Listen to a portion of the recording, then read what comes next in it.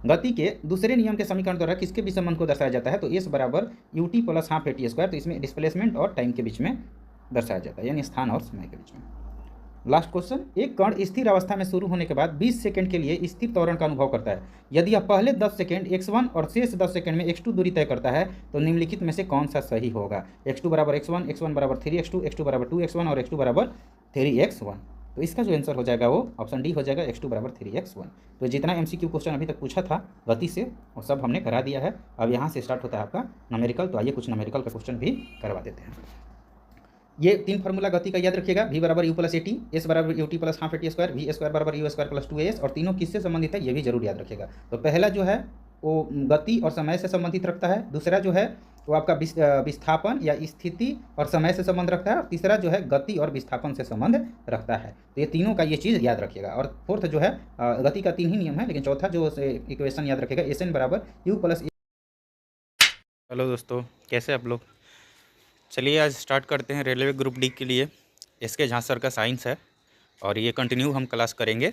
तो जितने भी ग्रुप डी के एस्पायरेंट्स हैं या फिर बिहार SSC CGL का हो, कोई भी एग्ज़ाम जिसमें साइंस पूछता हो, सभी के लिए ये काफ़ी इंपॉर्टेंट रहने वाला है। तो पहले हम आपका 1 लीनियर पढ़ाएंगे, अच्छा से पढ़ाएंगे, थ्योरी कराएंगे, उसके बाद MCQ कराएंगे। वीडियो में अंत तक बने रहिएगा, दोस्तों के बीच शेयर कर दीजिएगा और चैनल को सब्सक्राइब ज़रूर कर लीजिएगा। चलिए शुरू करते हैं। स्पीड एंड वेलोसिटी, स्पीड गति और वेलोसिटी मतलब वेग। तो यही आज हमें पढ़ना है, समझते हैं। दूरी का मतलब है कि किसी खास समय में चले गए पथ की कुल लंबाई को दूरी कहते हैं। और विस्थापन का मतलब होता है कि न्यूनतम जो लंबाई होता है उसे विस्थापन कहते हैं। जैसे कि ये एग्जाम्पल दिया गया है कि ये कोई व्यक्ति यहाँ से 4 मीटर चलता है, फिर यहाँ 3 मीटर चलता है, फिर यहाँ 4 मीटर चलता है, फिर यहाँ 3 मीटर चलता है। तो अगर दूरी बोला जाए तो दूरी तो हो जाएगा 4 3 7 4 11 3 14 मीटर। लेकिन वही बात विस्थापन की जाए तो 4 और 3 का ट्रिपलेट जो होता है वो 5 होता है, और यहाँ भी 4 और 3 है, इसका ट्रिपलेट 5 होगा। तो ये टोटल कितना दूरी हो जाएगा विस्थापन? तो 10 मीटर। तो दूरी तो यहाँ 14 हो गया, लेकिन विस्थापन कितना हुआ? 10। तो सीधा हम बोल सकते हैं कि दूरी का मतलब कि चले गए पथ की कुल लंबाई, और विस्थापन का मतलब कि न्यूनतम दूरी। जो न्यूनतम दूरी होता है उसे विस्थापन कहते हैं, जो कुल लंबाई होता है उसे दूरी कहते हैं। दूरी एक अदिश राशि है और इसका एसआई मात्रक मीटर होता है, याद रखिएगा। वही विस्थापन की बात किया जाए तो विस्थापन सदिश राशि है और इसका एसआई मात्रक भी मीटर होता है। इसमें क्या होता है कि सदिश और सदिश अदिश का मतलब है कि अदिश दूरी जो है उसमें केवल परिमाण होता है, दिशा नहीं होता है। जबकि बात किया जाए विस्थापन का तो विस्थापन में परिमाण और दिशा दोनों होता है। तो और दूरी और विस्थापन का पूछता है कि अनुपात कितना होता है, ऐसा फैक्ट वाला क्वेश्चन पूछता है रेलवे ग्रुप डी में।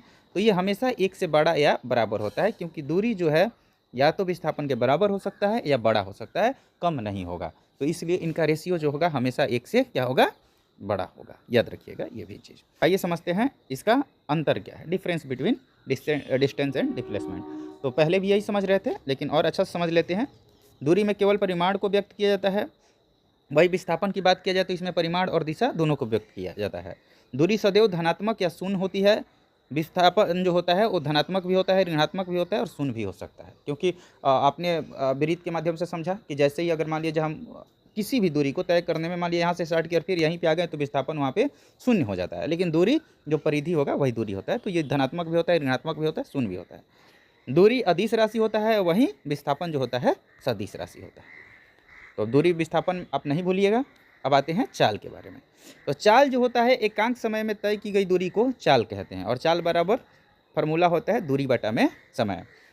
इसका एसआई मात्रक जो होता है मीटर प्रति सेकंड होता है, और एसआई मात्रक ऐसे ही निकाला जाता है, मान लीजिए दूरी को मीटर में और समय को सेकंड में। तो दूरी तो एसआई मात्रक इसका हो जाएगा मीटर प्रति सेकंड। और चाल भी अदिश राशि है।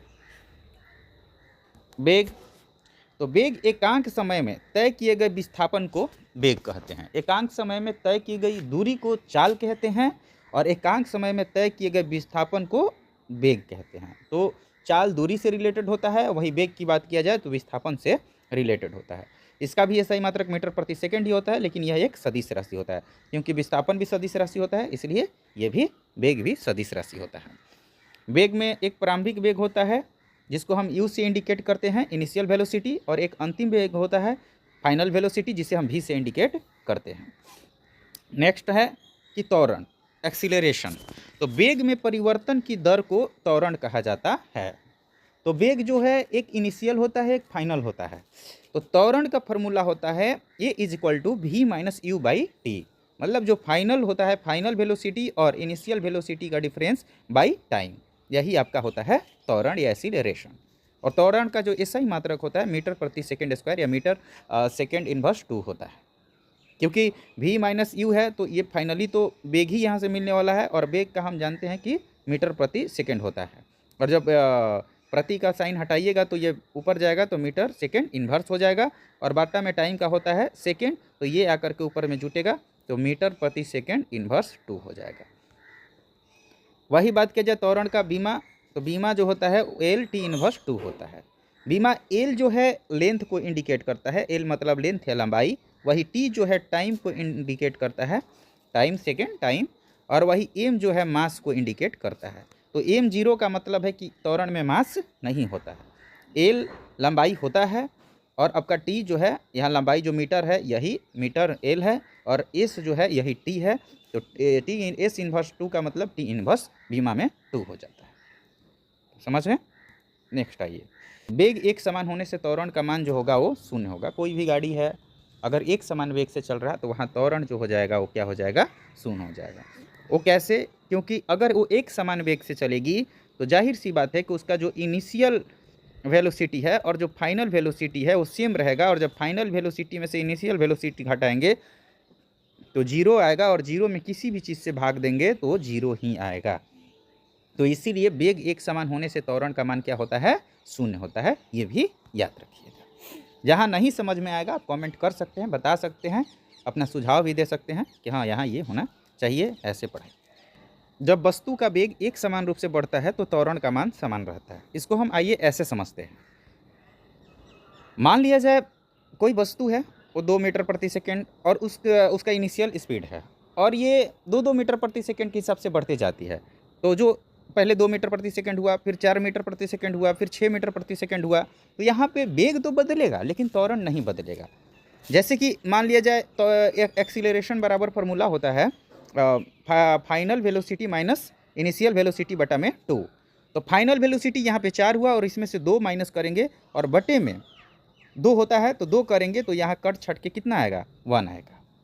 तो वही यहाँ पे देखा जाए तो इसके लिए जो होगा वो इनिशियल जो होगा वो 4 मीटर प्रति सेकंड होगा, और फाइनल जो होगा 6 मीटर प्रति सेकंड होगा। तो 6 में से 4 घटाएंगे बटा 2 करेंगे तो यहाँ भी क्या आएगा? 1 मीटर प्रति सेकंड। तो इससे यही पता चला कि जो वेग होता है, वेग अगर एक समान से बढ़ेगा तो त्वरण में कोई परिवर्तन नहीं होगा। ये समझ गए आप? चलिए नेक्स्ट। अगर वही बात किया जाए कि जो फाइनल है, फाइनल जो वेलोसिटी है अगर इनिशियल वेलोसिटी से ज़्यादा होगा तो त्वरण इसमें रहेगा, एक्सीलरेशन क्या होगा? रहेगा। अगर जो इनिशियल है, इनिशियल वेग फाइनल वेग वेलोसिटी से अगर ज़्यादा रहता है तो इसमें रिटार्डेशन आएगा, यानी मंदन आएगा। मान लिया जाए कोई गाड़ी 6 मीटर प्रति सेकंड के हिसाब से चलना शुरू होती है, फिर धीरे धीरे होकर के 2 मीटर प्रति सेकंड के हिसाब से आ जाती है, तो ये क्या जाएगा? ऋणात्मक में जाएगा। और ऋणात्मक को हम लिखने के लिए मंदन को, मतलब ऋणात्मक में तो होता नहीं है तो इसलिए इसको हम मंदन बोलते हैं। इस चीज़ को समझने के लिए ये क्वेश्चन देखते हैं। अगर किसी कार की प्रारंभिक चाल 72 किलोमीटर प्रति घंटा है और 5 सेकंड के बाद ब्रेक लगा दिया जाता है तो उस कार पर मंदन का मान ज्ञात करें। तो देखिए यहाँ u बराबर दिया हुआ है, प्रारंभिक चाल इनिशियल जो वेलोसिटी है वो दिया हुआ है 72 किलोमीटर प्रति आवर, और इसको जब हम मीटर प्रति सेकंड में कन्वर्ट करेंगे तो 5/18 से क्या करेंगे? मल्टीप्लाई करेंगे। और वही अगर मीटर प्रति सेकंड में दिया हुआ है, अगर किलोमीटर प्रति घंटा में बदलना होगा तो हम 18/5 से क्या करेंगे? मल्टीप्लाई कर देंगे। तो यहाँ 5/18 से मल्टीप्लाई करेंगे तो ये कट छट के 20 मीटर प्रति सेकंड आएगा। और यहाँ इनिशियल जो फाइनल वेलोसिटी है वो v बराबर क्या दिया है? 0 दिया है। तो जो फार्मूला होता है वो a = v - u/t होता है। तो यहाँ जब v का बात करेंगे तो ये 0 होगा, और u का बात करेंगे तो -20 होगा बटे 5 होगा। तो यहाँ माइनस में 20 आएगा बटे 5 आएगा, तो 5 4 से डिवाइड करेंगे तो -4। और जब माइनस में एक्सीलरेशन आता है तो इसका मतलब यही होता है कि ये मंदन में है या रिटार्डेशन में है। तो ये ऐसे आप समझ गए कि रिटार्डेशन कैसे ज्ञात किया जाता है और एक्सीलरेशन कैसे ज्ञात किया जाता है, कब एक्सीलरेशन होगा और कब रिटार्डेशन होगा। ये चीज़ आपको समझ में आ गई होगी। अब चलिए आइए समझते हैं कुछ इसका जो टर्म यूज किया जाता है उसको। एस जो होता है विस्थापन या डिस्प्लेसमेंट के लिए एस यूज़ किया जाता है। गति के समीकरण में यू जो होता है वो इनिशियल वेलोसिटी होता है, प्रारंभिक वेग इसको बोलते हैं। भी जो होता है वो फाइनल वेलोसिटी यानी अंतिम वेग इसको बोलते हैं। A is equal to acceleration यानी त्वरण, t is equal to time, और जी बराबर गुरुत्वीय त्वरण यानी ग्रेविटेशनल एक्सीलरेशन, जिसका मान 9.8 मीटर प्रति सेकंड स्क्वायर या 10 मीटर प्रति सेकंड स्क्वायर होता है। तो कहीं कहीं डायरेक्ट ये भी क्वेश्चन पूछा जाता है कि जो जी होता है गुरुत्वीय त्वरण उसका वैल्यू कितना होता है, तो याद रखिएगा 9.8 मीटर प्रति सेकंड स्क्वायर। गति का परिभाषा जो है तथा समीकरण गैलीलियो ने दिया था, और गति का जो नियम है वो न्यूटन ने दिया था। तो कभी कभी ये भी कंफ्यूज करता है कि गति का परिभाषा किसने दिया था, तो हम न्यूटन मार करके आ जाते हैं, जो कि गलत होता है। गति की परिभाषा और समीकरण गैलीलियो ने दिया था। ये गति किसे कहते हैं, ये जो परिभाषा है ये गैलीलियो ने दिया था। वही गति का नियम का बात करें तो ये न्यूटन ने दिया था। गति का 3 नियम है और तीनों नियम किसने दिया था, न्यूटन ने। गति का पहला नियम का जो समीकरण है वो v is equal to u plus a t, s बराबर u t plus half a t square, v square is equal to u square plus 2a_s। और ये जो गति का समीकरण है तीनों बहुत इंपॉर्टेंट है, इसको जरूर याद रखिएगा। गति का जो समीकरण है तीनों समीकरण, तो गति के तीनों समीकरण के बीच का संबंध, यहाँ संबंध को बताया गया है कि प्रथम जो गति का नियम है उसका समीकरण है वो v is equal to u plus a t होता है, जो वेग और समय को बताता है। वही बात किया जाए द्वितीय का, तो इसमें विस्थापन और समय को बताता है द्वितीय समीकरण। वही तृतीय का बात किया जाता है तो ये विस्थापन और वेग को बताता है, तो ये भी याद रखिएगा। विस्थापन को स्थिति भी कहा जाता है, तो ये चीज़ ध्यान में रखिएगा। कभी कभी आपको ग्राफ दिया जाता है और ग्राफ के माध्यम से क्वेश्चन पूछा जाता है, इसीलिए बोल रहे हैं कि अगर ये आप जब देख लीजिएगा वीडियो तो आप मोशन से, आप तो मोशन गलत नहीं करेंगे। गति से क्वेश्चन कभी भी एग्जाम में आएगा तो आपसे नहीं फंसेगा, एकमात्र ये वीडियो देख लेने पर। ये ग्राफ को अपने दिमाग में बिठा लीजिएगा। अगर विस्थापन और समय का ग्राफ दिया जाए और अगर ये ऊपर की तरफ जाए इसका मतलब वेग बढ़ रहा है, नीचे की तरफ जाए इसका मतलब वेग घट रहा है, और ये डायरेक्ट सीधे जाए 90 डिग्री के एंगल के साथ डायरेक्ट जाए तो ये एक समान वेग है। अगर बात किया जाए कि ये पैरेलल जाए, समय के टाइम के पैरेलल जाए, तो ये विरामावस्था में है। यहाँ विस्थापन और समय के ग्राफ में वेग बढ़ता है, वेग होता है, वेग बढ़ता है, वेग घटता है, वेग समान रहता है या विरामावस्था में रहता है। ये सब विस्थापन और समय जो है वो वेग से संबंधित होता है। वेग बराबर विस्थापन बटा में समय। और वही बात किया जाए विस्थापन में, वेग और समय में, तो ये त्वरण को दर्शाता है। वेग और समय का ग्राफ जो है त्वरण को, तो ये टर्म 1 बोलता है कि त्वरण बढ़ेगा, 2 कंडीशन बोलता है कि त्वरण घटेगा, 3 कंडीशन बोलता है कि एक समान त्वरण रहेगा, और वही 4th कंडीशन आपका बोलता है कि एक समान वेग रहेगा। अगर वेग से पैरेलल जाता है तो यहाँ एक समान वेग रहता है। तो ये चीज़ें भी ध्यान में रखिएगा कि विस्थापन समय ग्राफ की प्रवणता जो है वो वेग को दर्शाता है, वही वेग समय ग्राफ की जो प्रवणता है वो त्वरण को दर्शाता है। अब वेग समय ग्राफ में अगर आपको दूरी निकालना है तो उसके लिए क्षेत्रफल निकालना पड़ता है।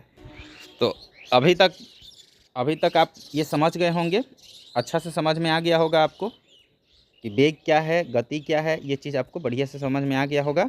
अब आइए दोस्तों MCQ कर लेते हैं।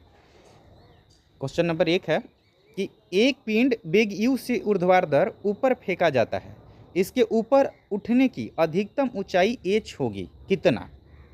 ये NCERT के एग्जाम्पलर है, NCERT का जो एग्जाम्पलर में है ये सारा क्वेश्चन दिया हुआ है। और इसमें आपको PYQ भी मिलेगा जो रेलवे में पूछा गया है, जो भी रेलवे ग्रुप डी में NTPC में पूछा गया सारा सवाल इसमें मिलेगा। तो आप वीडियो में बने रहिएगा और देखते रहिएगा, आपका सब क्लियर हो जाएगा और आपको कहीं से भी मोशन पढ़ने की ज़रूरत नहीं है।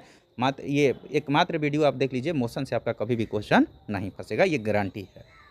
तो इसका जो आंसर हो जाएगा, जो अधिकतम ऊंचाई होगी h होगी, वो u, ऑप्शन इसका B सही हो जाएगा, u² बटे में 2g।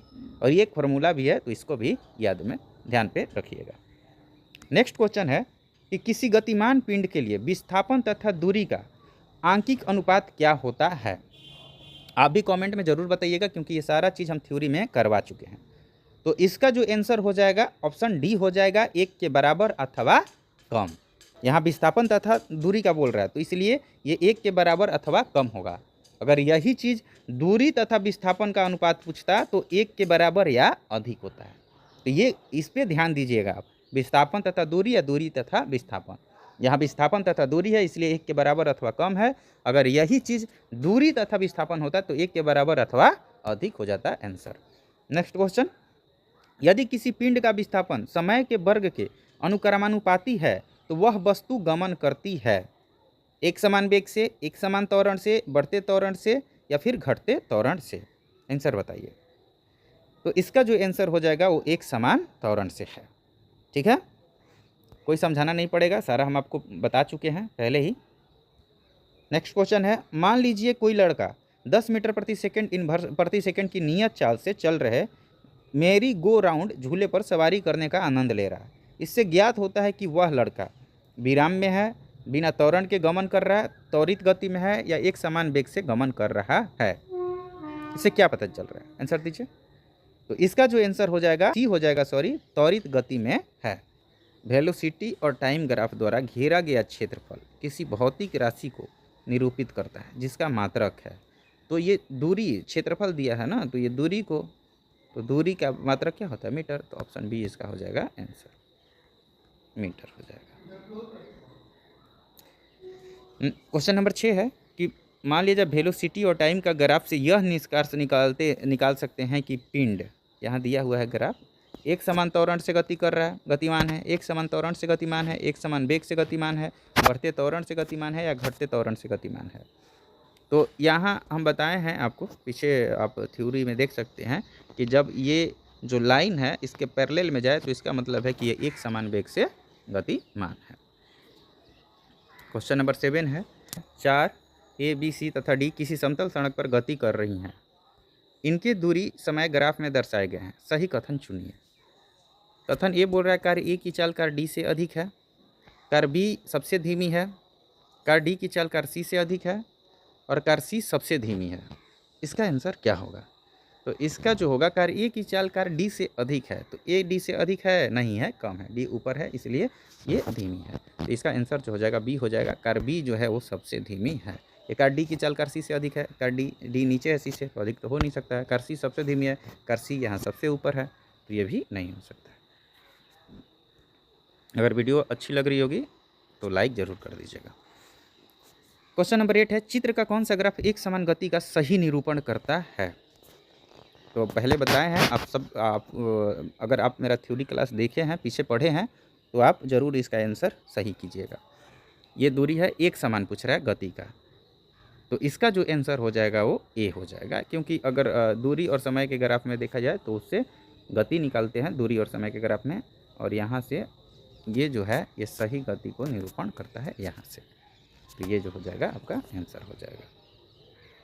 नीचे दिए गए प्रकरणों में से किसमें चली गई दूरी तथा विस्थापन के परिमाण समान होते हैं? मतलब किसमें दूरी और विस्थापन दोनों समान होंगे, कौन सी कंडीशन में? यदि कार सीधी सड़क पर गमन कर रही है, यदि कार वृत्ताकार पथ पे गमन कर रही है, लोलक इधर उधर गति कर रहा है या पृथ्वी सूर्य की परिक्रमा कर रही है। तो इसका जो आंसर होगा ए हो जाएगा। कार अगर सीधी गमन कर रही है तो जाहिर सी बात है दूरी भी समान होगा, विस्थापन भी समान होगा। यही कार वृत्ताकार पथ पे गमन कर रही है तो यहाँ दूरी तो हो जाएगा इसकी परिधि, और लेकिन विस्थापन जो हो जाएगा शून्य हो जाएगा, क्योंकि कोई व्यक्ति जहाँ चला वहीं पे आके रुक गया, तो यहाँ पे विस्थापन 0 होगा। लोलक इधर उधर अगर गति कर रहा है तो जाहिर सी बात है उसका दूरी जो हो जाएगा टोटल पथ की लंबाई हो जाएगा, विस्थापन जो हो जाएगा वो न्यूनतम दूरी होगा। पृथ्वी सूर्य की परिक्रमा कर रही है तो वही फिर परिधि वाली बात आ जाएगी। क्वेश्चन नंबर 11 में आते हैं। क्वेश्चन नंबर 11 है, सरल रेखीय पथ के अनुदिश त्वरित गति से गतिमान किसी पिंड के लिए नीचे दिए गए कथनों में से कौन सा सही है? तो आइए देखते हैं। ऑप्शन ए है इसकी चाल परिवर्तित होती रहती है, ऑप्शन बी है इसका वेग सदैव परिवर्तित होता रहता है, यह सदैव पृथ्वी से दूर जाता है, इस पर सदैव एक बल कार्य करता है। तो इसका जो आंसर हो जाएगा वो ऑप्शन सी होगा, यह सदैव पृथ्वी से दूर जाती है, यही इसका आंसर होगा।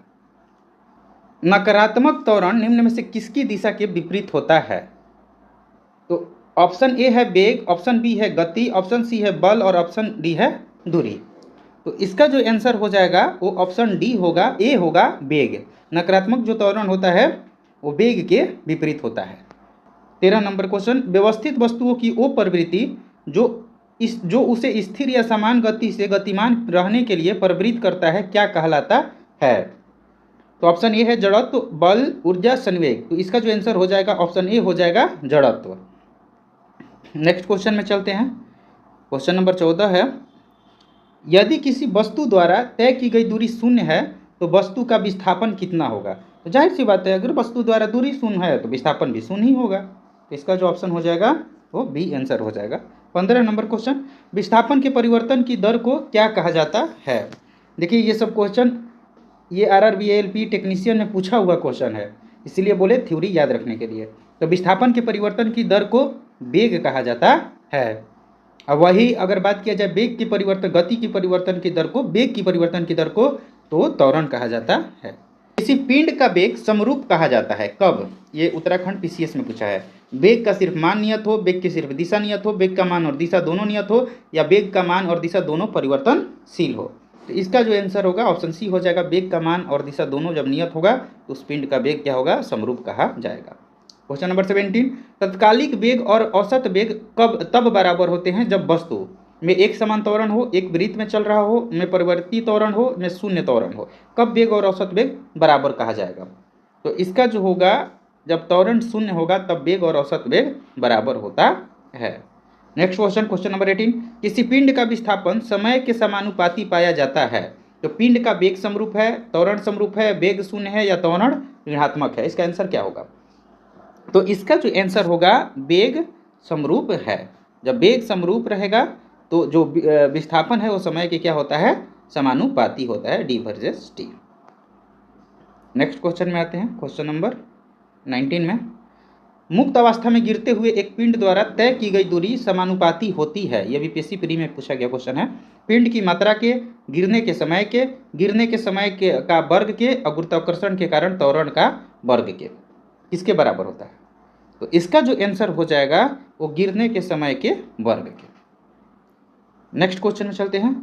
गति का दूसरा समीकरण किसके किसके बीच का संबंध बताता है। तो पहला जो समीकरण है वो पता है V बराबर U प्लस AT होता है। वही दूसरा समीकरण जो है UT plus half AT square होता है। वही तीसरा समीकरण V square is equal to U square plus 2AS होता है। तो इसमें जो दूसरा समीकरण है वो S बराबर UT plus half AT square, मतलब ये विस्थापन और समय, विस्थापन को स्थिति भी कहा जाता है। तो ऑप्शन D हो जाएगा यहाँ पे सही। नेक्स्ट क्वेश्चन में चलते हैं। क्वेश्चन नंबर 21, निम्नलिखित में से कौन सी मात्रा चाल के साथ इसकी गति निर्दिष्ट करती है। ऑप्शन ए है संवेग, विस्थापन, वेग और बल। तो इसका जो आंसर हो जाएगा ऑप्शन सी हो जाएगा वेग। वेग जो है वो चाल के साथ इसकी गति को निर्दिष्ट करती है। नेक्स्ट क्वेश्चन में चलते हैं। क्वेश्चन नंबर 22, एक निश्चित दिशा में बढ़ रही वस्तु की गति को वैज्ञानिक शब्दावली में किस पद के रूप में जाना जाता है। तो वेग, गति, त्वरण या समय। तो इसका जो आंसर हो जाएगा आपका वेग हो जाएगा। कोई भी निश्चित दिशा में बढ़ रही वस्तु की गति जो है उसको हम वेग कहते हैं। क्वेश्चन नंबर 23 में चलते हैं। एक समान तल वाली सीधी सड़क पर नियत त्वरण से दौड़ने वाली कार के संबंध में इनमें से कौन सा कथन सत्य है। तो कार का त्वरण शून्य है, कार का वेग शून्य है, कार का त्वरण निरंतर बदल रहा है, कार का वेग निरंतर बदल रहा है। तो इसका जो आंसर हो जाएगा ऑप्शन डी हो जाएगा, कार का वेग निरंतर बदल रहा है।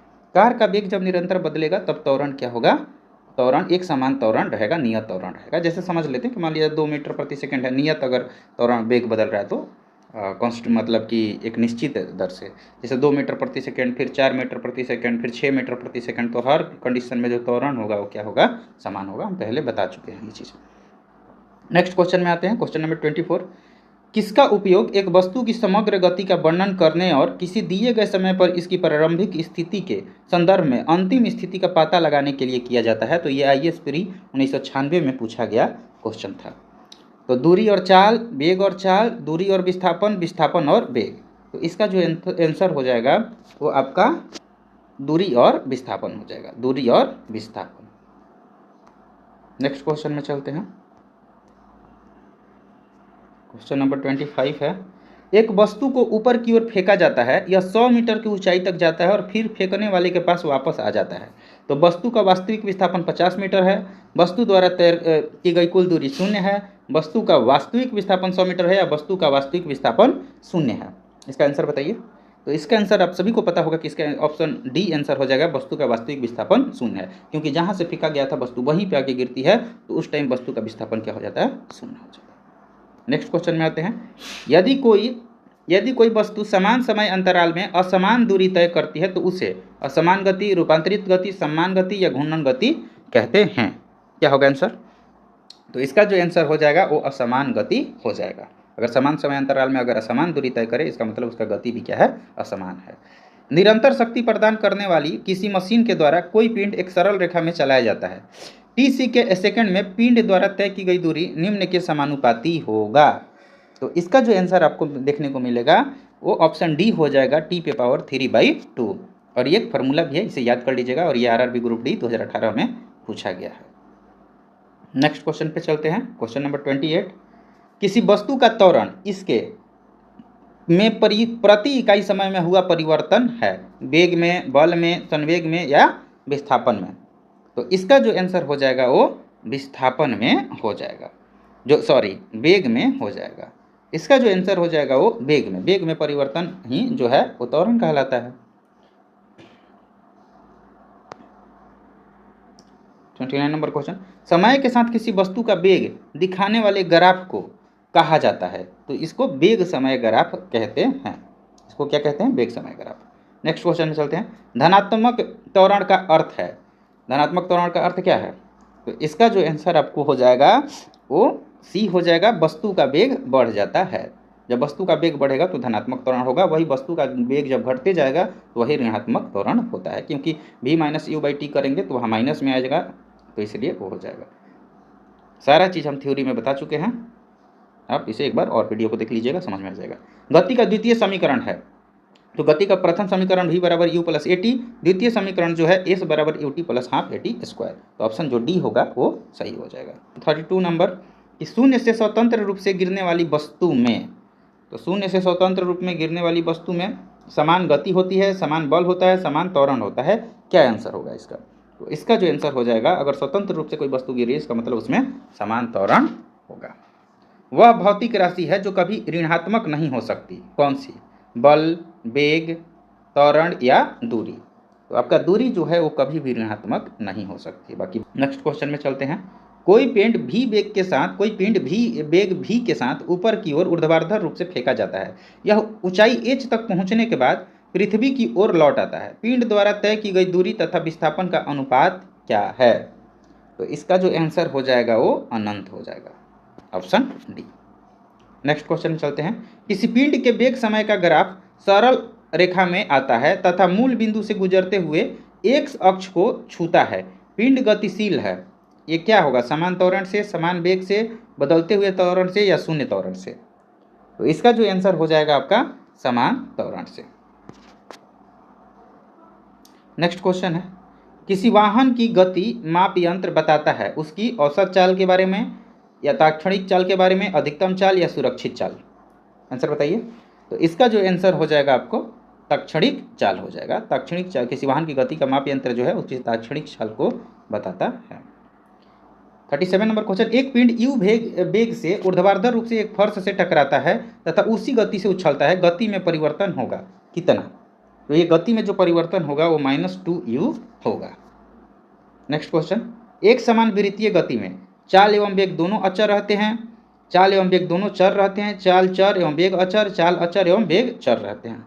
तो इसका जो आपको आंसर हो जाएगा वो चाल अचर और वेग चर रहता है। वेग जो होता है, एक समान वृत्तीय गति में वेग हमेशा क्या होता है? कांस्टेंट होता है, जबकि चाल बदलते रहता है। ये क्वेश्चन फेमस क्वेश्चन है, पूछता है हमेशा। मोटर गाड़ियाँ ए और बी के दूरी समय ग्राफ से पता चलता है कि ए एक समान वेग से चली किंतु बी नहीं। पूरी दूरी तक बी की अपेक्षा ए अधिक वेग से चली, पूरी दूरी तक ए की अपेक्षा बी अधिक से वेग से चली, ए और बी बराबर वेग से चली। आंसर क्या होगा इसका? तो इसका जो आंसर होगा वो ऑप्शन सी होगा, पूरी दूरी तक ए की अपेक्षा बी अधिक वेग से चली। निम्नलिखित ग्राफ क्या प्रदर्शित करता है? तो वेग और समय का ग्राफ जो है हमेशा त्वरण को प्रदर्शित करता है, और उसमें भी एक समान त्वरण। इसका आंसर जो हो जाएगा ए हो जाएगा, और वही विस्थापन और समय का होता तो वो वेग। नेक्स्ट क्वेश्चन में चलते हैं। Question number 41। एक वस्तु असमान वेग तथा समान त्वरण से गतिमान है, तब जब विस्थापन समय ग्राफ रेखीय होगा, विस्थापन समय ग्राफ अरेखीय होगा, वेग समय ग्राफ रेखीय होगा या वेग समय ग्राफ अरेखीय होगा, इसका आंसर क्या होगा? तो इसका जो आंसर हो जाएगा वो 41 का सी होगा, वेग समय ग्राफ रेखीय होगा। तब क्या होगा कि वस्तु असमान वेग तथा समान त्वरण से गतिमान होगा। और है एक कण एक समान वेग से गतिमान है, कण की गति के संबंध में निम्नलिखित से कौन सा कथन सत्य है? इसकी चाल शून्य है, इसका त्वरण शून्य है, इसका त्वरण वेग के विपरीत दिशा में है या इसकी चाल परिवर्तनीय हो सकती है। एक समान वेग से गतिमान है तो इसका जो है त्वरण क्या हो जाएगा? शून्य हो जाएगा, क्योंकि अंतिम वेग और इनिशियल वेग और फाइनल वेग जो है इक्वल रहेगा, तो इसलिए इसका त्वरण क्या हो जाएगा? शून्य हो जाएगा। Option B. नेक्स्ट क्वेश्चन में चलते हैं। 44, गति का तीसरा नियम किसके बीच संबंध को बताता है? तो तीसरा नियम जो है वो v² = u² + 2as है। तो ये वेग और विस्थापन के बीच समय को बताता है, तो वेग और स्थिति। 44 का ए हो जाएगा इसका आंसर। 45, समान त्रिज्या की एक लोहे की गेंद और लकड़ी की गेंद को निर्वात में h ऊंचाई से गिराया जाता है, दोनों को पृथ्वी तक पहुंचने में लगा समय होगा। तो लगभग समान, बिल्कुल समान, असमान, इनमें से कोई नहीं। तो इसका जो आंसर हो जाएगा वो बिल्कुल समान हो जाएगा, क्योंकि त्रिज्या समान है और निर्वात में गिराया जाता है इसलिए। नेक्स्ट क्वेश्चन चलते हैं। गति को सर्वप्रथम किसने परिभाषित किया? तो गति को सर्वप्रथम गैलीलियो ने, न्यूटन ने, केपलर ने, टॉल्मी ने, इनमें से कोई नहीं है, एक से अधिक। तो इसका जो आंसर हो जाएगा वो गैलीलियो ने, पहले ही बताए हैं। और न्यूटन ने उसको गति को परिभाषित किया और समीकरण दिया इसने, और न्यूटन ने नियम दिया। गति के नियम को दिया किसने? तो न्यूटन ने। ये याद रखिएगा। नेक्स्ट क्वेश्चन है क्वेश्चन नंबर 47, गति का पहला समीकरण किसके बीच संबंध दर्शाता है? तो गति का पहला समीकरण जो होता है v = u + at। तो ये जो है वेग और समय, वेग और समय के बीच दर्शाता है, वेग और समय। तो बी, 47 का आंसर हो जाएगा बी। नेक्स्ट क्वेश्चन में चलते हैं। गति के दूसरे समीकरण द्वारा किसके बीच संबंध को दर्शाया जाता है? तो गति का दूसरा समीकरण जो है अभी बताए, s = ut + ½ at²। तो स्थान और समय के बीच में। लास्ट क्वेश्चन, एक कण स्थिर अवस्था में शुरू होने के बाद 20 सेकंड के लिए स्थिर त्वरण का अनुभव करता है। यदि यह पहले 10 सेकंड x1 और शेष 10 सेकंड में x2 दूरी तय करता है तो निम्नलिखित में से कौन सा सही होगा? x2 = x1, x1 = 3x2, x2 = 2x1 और x2 = 3x1। तो इसका जो आंसर हो जाएगा वो ऑप्शन डी हो जाएगा, x2 = 3x1। तो जितना MCQ क्वेश्चन अभी तक पूछा था गति से वो सब हमने करा दिया है। अब यहाँ से स्टार्ट होता है आपका न्यूमेरिकल। तो आइए कुछ न्यूमेरिकल का क्वेश्चन भी करवा देते हैं। ये 3 फार्मूला गति का याद रखिएगा, v = u + at, s = ut + ½ at², v² = u² + 2as। और तीनों किससे संबंधित है ये भी जरूर याद रखिएगा। तो पहला जो है वो गति और समय से संबंधित रखता है, दूसरा जो है वो आपका विस्थापन या स्थिति और समय से संबंध रखता है, और तीसरा जो है गति और विस्थापन से संबंध रखता है। तो ये तीनों का ये चीज़ याद रखिएगा। और फोर्थ जो है गति का 3 ही नियम है, लेकिन चौथा जो इक्वेशन याद रखिएगा, Sn = u + a/2 × 2n-1। आइए इसका उपयोग आगे मिलेगा देखने को। मान लीजिए क्वेश्चन नंबर 1 है, किसी वस्तु का नियत त्वरण 10 मीटर प्रति सेकंड स्क्वायर है तथा प्रारंभिक वेग 100 मीटर प्रति सेकंड है, कितने समय बाद इसका वेग दुगुना हो जाएगा? तो ये बोल रहा है कि त्वरण दिया हुआ है, प्रारंभिक वेग 100 मीटर प्रति सेकंड है और कितने समय बाद वेग दुगुना हो जाएगा, मतलब कि u 100 मीटर से 200 मीटर हो जाएगा। तो याद क्या करना है? t।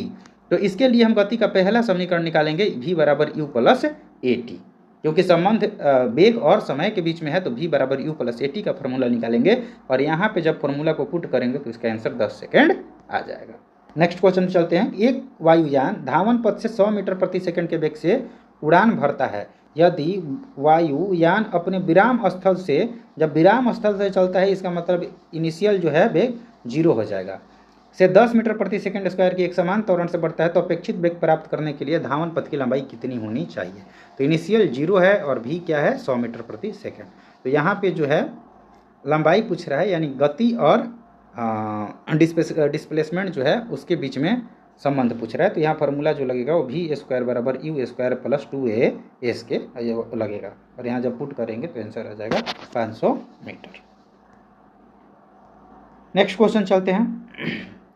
स्थिर अवस्था से शुरू होने के बाद एक नाव एक सीधी रेखा में, देखिए स्थिर अवस्था बोला, इसका मतलब यहाँ भी u क्या हो जाएगा? 0।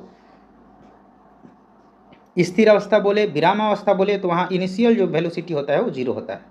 एक सीधी रेखा में नियत दर से 3 मीटर प्रति सेकंड के त्वरण से, यहाँ a बराबर दिया हुआ है 8 सेकंड तक गति करती है, टाइम दे दिया है। इस समय के दौरान नाव द्वारा तय की गई कुल दूरी ज्ञात किया जाए, यानी एस बराबर पूछ रहा है, यानी समय दिया है और एस पूछ रहा है। तो यहाँ समय और विस्थापन का जो संबंध है वो समीकरण दूसरा जो है वो बताता है एस बराबर ut plus half AT square. ये समय और विस्थापन के बीच का संबंध बताता है और इसमें आप वैल्यू को पुट कीजिएगा, आंसर आपका आ जाएगा। इसी तरह से ये सब दिया हुआ है, सब वही है। आप समीकरण मिला जुला करके आपको बस एक ही चीज़ बोलेंगे, या बस जो फार्मूला है याद रखिएगा। सारा क्वेश्चन, एक भी क्वेश्चन आपसे बाकी नहीं रहेगा, सारा का सारा क्वेश्चन आपसे बन जाएगा। अगर बात यही आपसे बोल देगा ये चीज़ v बराबर u प्लस AT है, अगर बात त्वरण का बोल देगा, किसी चीज़ को हाइट पे ऊंचा फेंका जाता है या ऊपर से नीचे गिराया जाता है, तब यहाँ जो है मान लीजिए कोई चीज़ ऊपर से नीचे गिराया जाता है तो वहाँ माइनस में हो जाएगा, नीचे से ऊपर फेंका जाता है तो प्लस में जी का यूज हो गया। तो फिर वहाँ पे जो फार्मूला यूज होता है वो v बराबर u, अगर नीचे से ऊपर ऊपर से नीचे फेंका जाता है तो v बराबर u माइनस GT, अगर नीचे से ऊपर फेंका जाता है तो v बराबर u प्लस GT। यही बस एक जगह पे g का प्रयोग हो जाता है, अगर ऊंचाई का या ऊंचाई से नीचे का बात करें तब, ज़मीन पर बात करें तब a का उपयोग होता है त्वरण के लिए। ठीक है, बस इतना याद रखना है। बाकी आप समीकरण जो फार्मूला है याद रख लीजिएगा, सारा क्वेश्चन आपसे सॉल्व हो जाएगा। तो कैसी लगी आपको ये वीडियो कमेंट में ज़रूर बताइएगा। हमारे चैनल को सब्सक्राइब कर लीजिएगा, दोस्तों को भी शेयर ज़रूर कर दीजिएगा। धन्यवाद।